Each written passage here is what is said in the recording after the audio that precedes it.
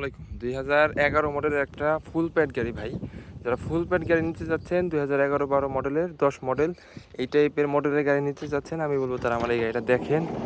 আমার এই গাড়িটা কতটা ফ্রেশ আজকে আমি এই গাড়িটা দেখাবো। ঠান্ডা মাথায় যদি আপনি দেখেন গাড়ি কোনো দিক দিয়ে আপনি এই গাড়িটা অপছন্দ করতে পারবেন না। হ্যাঁ, এই দেখেন জাপানি যে স্টিকারগুলো এখনো চকচক করতেছে। এই যে যে ডান পাশের দরজার চিপা দেখেন, এই যে সেলাইগুলো জাপানি, একদম পরিষ্কার বোঝা যাইতেছে। আর এই গাড়ির ড্যাশবোর্ডটা নতুন গাড়ির ড্যাশবোর্ডের মতোই চকচক করতেছে, এখনও অ্যান্ড্রয়েড টিভি লাগানো আছে।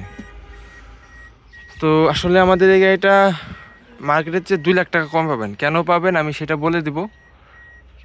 আপনি মার্কেটে 2011 মডেলের গাড়ির দাম যদি যে দাম তার চেয়ে আপনি 2 লাখ টাকায় গাড়িটার দাম কমে পাবেন। আমার এই গাড়িটা যারা ঠান্ডা মাথায় দেখবেন আশা করি আপনি গাড়ি কোনো দিক দিয়ে অপছন্দ হবে না ভাই।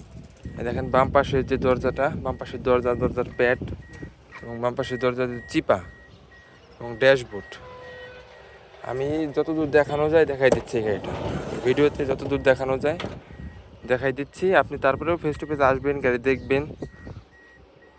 ঠিক আছে ভাই?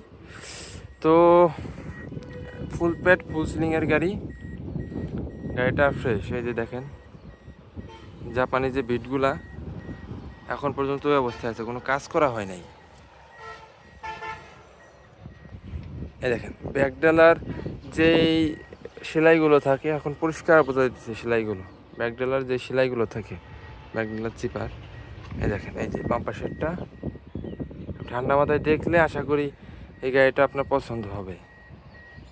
গাড়িটা 2011 মডেল ফুল প্যাড ফুল সিলিংয়ের গাড়ি এবং গাড়ির নাম্বারটা কিন্তু ঢাকা মেট্রো চ 15 সিরিয়ালের গাড়ি।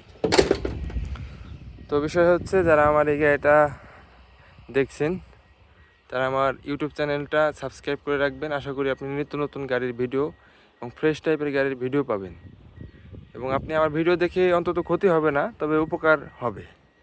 উপকার কম হলেও ক্ষতি হবে না। তো যারা আমার এই ভিডিওতে দেখছেন আমি বলবো সবাই আমার ইউটিউব চ্যানেলটা সাবস্ক্রাইব করে রাখেন।